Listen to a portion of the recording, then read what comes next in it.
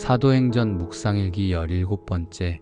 기도는 모든 것이 하나님께 달린 것처럼 하고 일은 모든 것이 나에게 달린 것처럼 하십시오. 사도행전 2장 22절에서 24절 말씀. 이스라엘 동포 여러분, 이 말을 들으십시오. 여러분이 아시는 바와 같이 나사렛 예수는 하나님께서 기적과 놀라운 일과 표징으로 여러분에게 증명해 보이신 분입니다. 하나님께서는 그를 통하여 여러분 가운데서 이 모든 일을 행하셨습니다.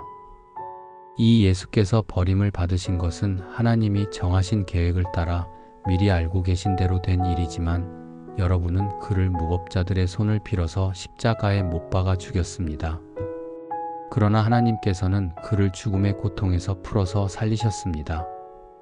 그가 죽음의 세력에 사로잡혀 있는 것은 있을 수 없는 일이기 때문입니다. 아멘. 좋은 아침입니다. 연휴를 끝내고 이제 일상으로 돌아온 아침입니다. 돌아오자마자 다시 한 주를 마무리하는 금요일이 되었습니다. 명절의 분주함과 편안한 쉼을 정리하고 다시금 우리의 사역지에서 새로운 시간을 함께하는 준비를 할 수 있길 빌며 오늘도 기쁨으로 하루를 시작하는 여러분 되시기를 축복합니다. 베드로의 설교가 시작되었습니다.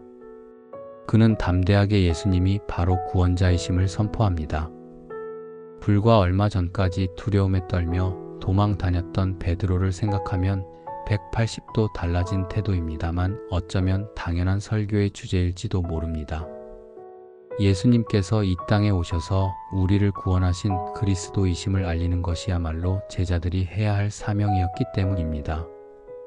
그런데 오늘 저는 그의 설교 속에서 조금은 어려운 신학적 주제 하나를 여러분과 나누고 싶습니다.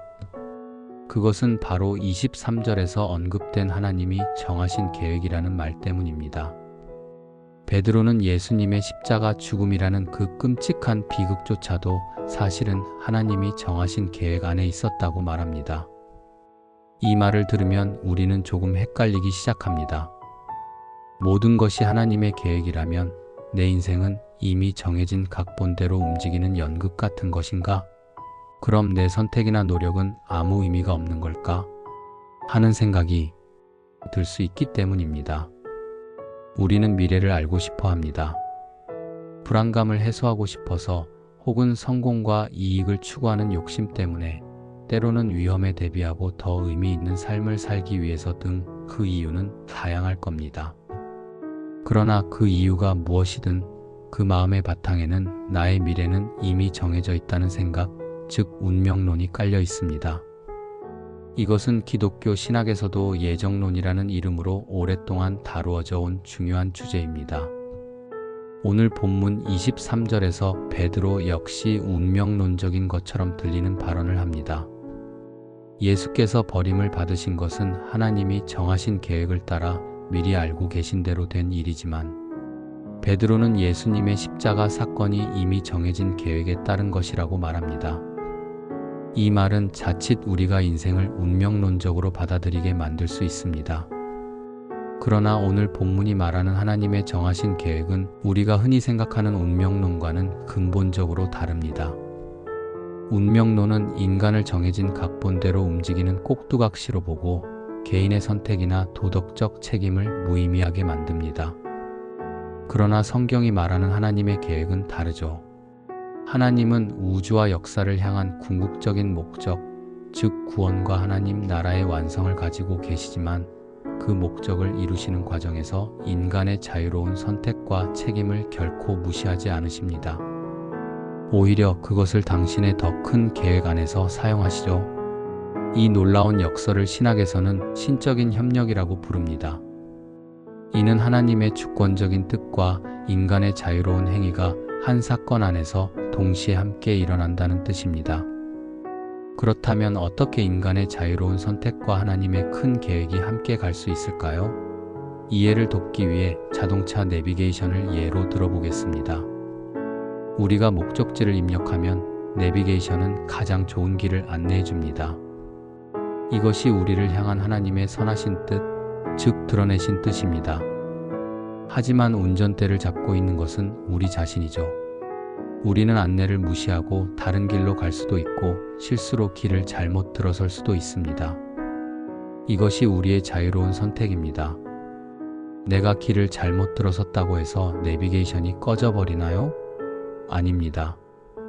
내비게이션은 즉시 경로를 재탐색합니다 라고 말하며 나의 잘못된 선택을 바탕으로 새로운 최적의 길을 찾아 다시 목적지로 안내합니다. 십자가 사건이 바로 이것과 같습니다. 사람들이 시기와 질투라는 잘못된 길로 들어서 예수를 십자가에 못 박았습니다. 그 선택에 대한 책임은 온전히 그들에게 있습니다. 그러나 하나님께서는 바로 그 끔찍한 잘못마저도 사용하셔서 인류를 구원이라는 최종 목적지로 인도하는 새로운 경로로 만드셨습니다. 이것이 우리에게 큰 위로와 희망을 줍니다. 때로 우리는 이해할 수 없는 고통을 겪거나 다른 사람의 악한 행동으로 깊은 상처를 입습니다.